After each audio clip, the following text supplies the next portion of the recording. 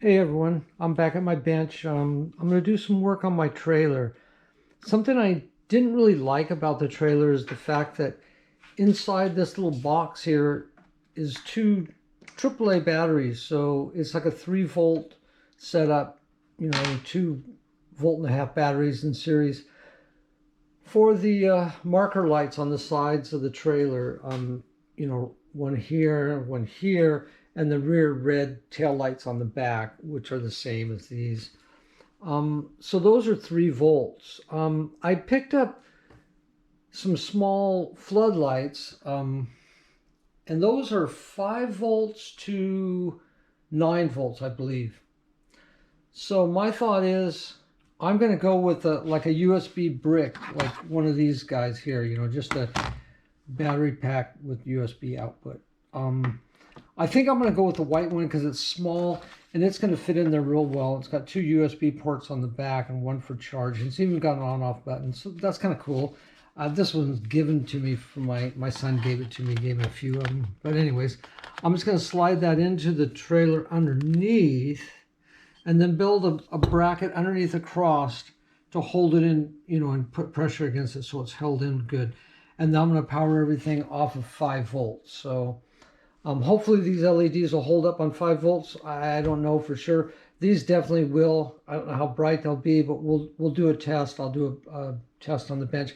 I want to make sure that both these two bricks are basically the same. This one's pretty old, and they say USB is always 5 volts basically. So I want to see what the actual voltage is. So I've got a couple meters. I've got an analog and a digital, and I'll just look at the actual voltage, because I've got to get my pinouts on the USB connector anyways. There's probably 4 wires or 6 wires on a USB cable, and I really only need the positive and negative for the 5 volts. So all right, let's get to it. Okay, I've got a couple sacrificial USB cables. This one's like a flat ribbon cable. It's kind of a unique one. I think I'm going to hang on to it. I've got a box of USB cables that, I don't throw stuff out. So I'm going to use this one because I like that it's kind of heavy duty and that it's black. I've got a bunch of white ones and different colored ones, but I think this black will work, and it's probably just something that I picked up out of the trash. Who knows? Anyways, let's cut into it. Let me get a good pair of cutters and let's cut into it. We don't need a lot of length on it, so I'm just going to cut it here. Get rid of this stuff. I don't know how well I'm doing on this. I'm using my GoPro, so I don't know how well. I generally will just kind of score the outside of the jacket of this cable. I know the conductors inside are going to be super small.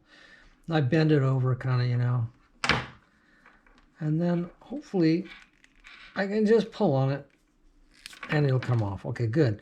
So look, they've got 4 conductors in here. Black, red. My hunch, this is just a hunch, is that the black and red might be our power. But we'll see. Strip them out. These are really small wires, so you got to have some strippers that'll do some small wire like that. Okay, I got those stripped out. Let's use my digital meter first. I'm going to go ahead and, I don't even know if I'm in frame. I'm probably not in frame at all. Sorry, guys. Let's see if we can see that. Yeah, we can see that. Okay, there's my digital and my analog meter. I'm going to try my digital meter first because it's easier to get to. Boy, I'm real well organized, huh? Okay, I'm just curious, it's just curiosity's got me.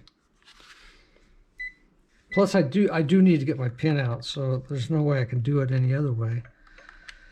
USB, come on, plugged in. Oh, there we go, 5.1 volt. And our polarity is correct. The black is your negative and the red is your positive. Now, that just happens to be on this USB cable, but that's good. That's really good. Makes it real easy. Got it first try. I don't know why the meter went into overload. No big deal. Oh, probably because it's not really overload, but probably because the USB power pack shut off. comes on when you plug something in. When does it shut off? I don't know if I've charged this one. But I think just looking at it on that meter is just fine. All right, let's look at the other charger. I'm sorry, the other brick and see what it gives us for voltage. Yeah, this charger shuts off after a little bit, but maybe it needs a load on it or something. I have no idea. Okay, we got 5.1 volt on the other brick. Let's see what this brick gives us.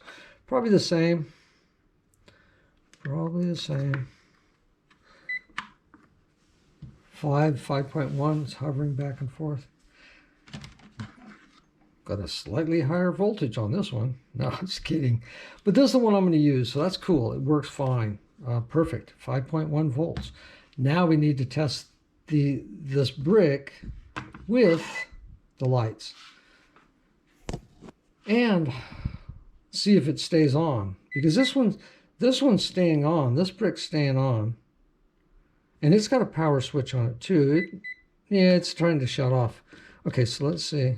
Where's the power switch on this one's right up here. Okay. Yeah.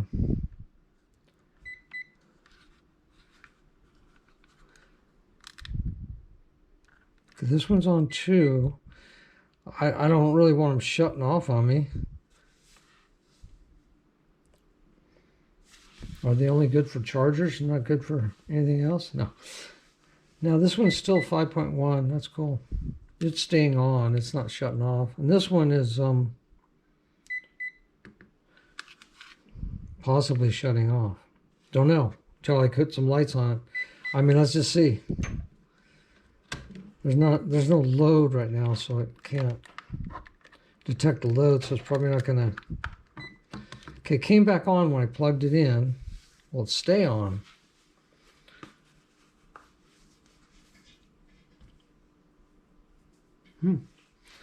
So far, so good.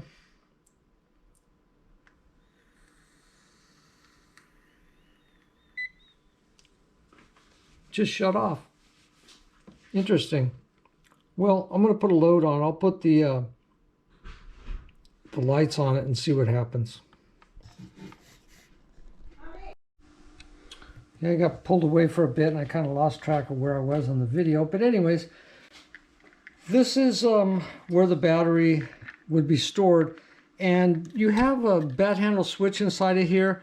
And that kind of hits against the battery holder. It really does interfere with it. So I don't even like that battery holder being in there. And I'm going to add a second switch over here, just a single pole, single throw switch to bring on the floodlights. Yeah, this one you go one direction and the lights go on, and then you come back the other directions and the light will flash. The lights all the way around will flash. And that's caused by this little flasher circuit here. So anyways, all I'm going to need to do is divorce this little battery pack here, like this. Bam! Oh, my poor thing. All right, let's see. All right, so then I'm going to strip these guys out. I'll probably speed this up, so whatever. I'm stripping these out. Stripping these out. God, there's not much conductor inside there. It's just all insulation, man. That's really fine cable. Anyways, let's see. What do I need next? Now, next I'm going to have to drill a hole in this plate to mount my second bat handle switch, and we'll start wiring her up. Look what I found. Single pole switch. Oh, Charlie. Anyways, I'm going to use this. I'm going to drill a hole in the top plate here. I'll need to get some drills to do that. So we'll go over here. We'll look in here. Let's see, do I have any drills? Do I have any drills? I like that this switch has a lead already soldered to it. It's really nice, long lead on there. I'm not real precision on this stuff. I don't really mind if it's a little bit large. Looks like probably right there will do it. We'll see. We'll chuck up my drill motor with this drill bit and we'll drill a hole in there. Only downside is it looks like I'm gonna have to carve out some of that plastic because there's a web in there. They carved it out on that side. And get the switch kind of in the same alignment there. Okay, we'll do it. I was just going to drill it in place and hold the plastic plate, but I figured I might as well take it apart and do a good job and get it lined up perfect. And be safe at the same time. Why drill your fingers out? You don't need to. I've never done that before. Make sure you have good eyesight when you do this. Nah, I'm just gonna estimate kind of, but I want to make sure. The best way of doing something like this is to drill a small pilot hole first, but I'll put a little mark there. I'll just kind of test the water. I think I can drill it in one punch, you know. Perfect.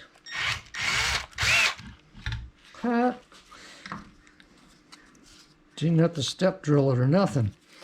Now the question is that drill bit big enough? I think I'm gonna have to go a little bit bigger. Oh boy.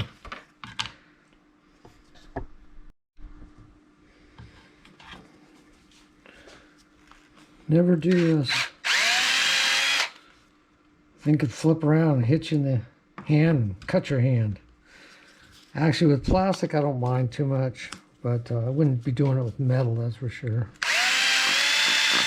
The soft plastic is not very grippable on the drill bit. So, oh, perfection. Okay, got my two switches in. And this will be for my floodlights. This will be for my running lights.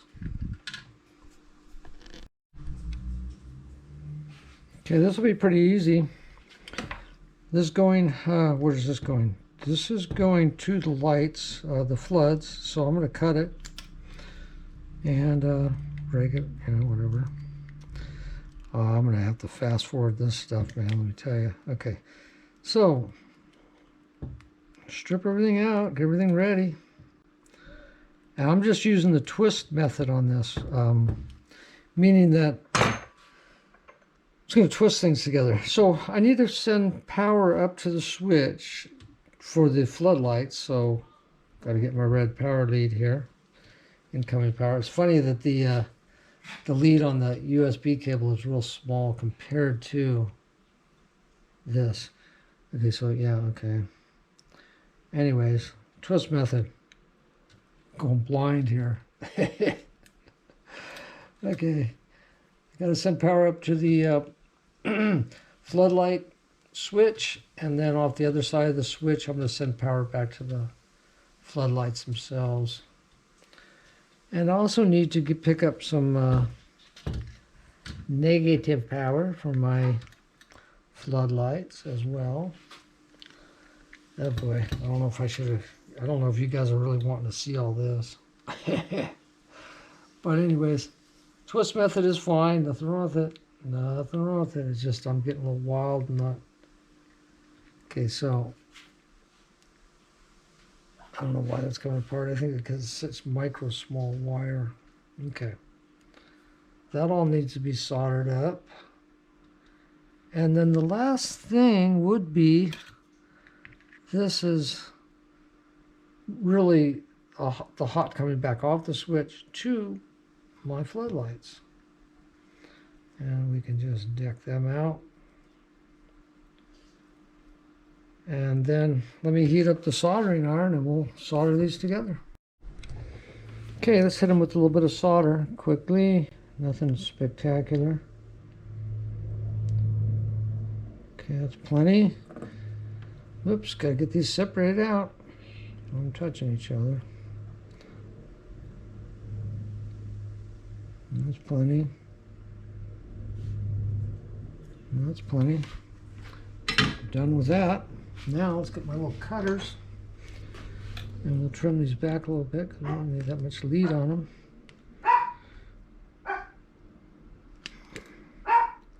I think my dog's getting old. He just likes to bark all the time. Okay, now I'm just going to throw some shrink sleeve over those, put the cover back on, and I can power everything up. That was pretty easy, really. I just put black electrical tape on. I didn't even care. I didn't shrink sleeve nothing because I don't even know if this is going to work. So I don't want to spend too much time making a neat job of it all. Anyways, we'll get all this crammed back in there. It'll be easier than that battery holder, that's for sure. Okay, cover's on. Now let's give it a test. See if she goes. Wow, she works. All right, so set your side count, your side markers flashing at the moment. Tail lights are flashing. And I don't know how good those floods will work, but they look like they'll probably work pretty good. They're pretty cool looking little floodlights. I really like them. Okay, so I should be able to shut the floods off. Now, these lights are in continuous, off, and flashing, off, continuous. So if I go forward with both switches, I'll get my floods and flashers at the same time. That's pretty cool. Yeah, worked out perfect. Now I just got to put this brick up underneath the chassis. I'll probably put a black metal plate across here, just up to this point here, to hide the wiring and just so stuff doesn't fall through. What the heck? I don't know if it'll make it harder to clean, but I don't think it's going to matter. I'm going to do it. All right. I hope you liked the video. If you liked it, like and subscribe. And sorry, I'm just running my GoPro, and I really want to test out 4K on this camera and see if I can even get something uploaded to YouTube 4K. I've so far only done 1080p. Anyways, that's it. That's the trailer. Oh, I want to show you one other little tidbit. Here's a 12 scale car in that trailer, and it actually fits pretty good. You know, I mean, it fits real good. But I mean, you know, 10 scale, 12 scale trailer, pretty cool. I'm going to take it out for a night run and see what happens, see what it looks like with all the lights on.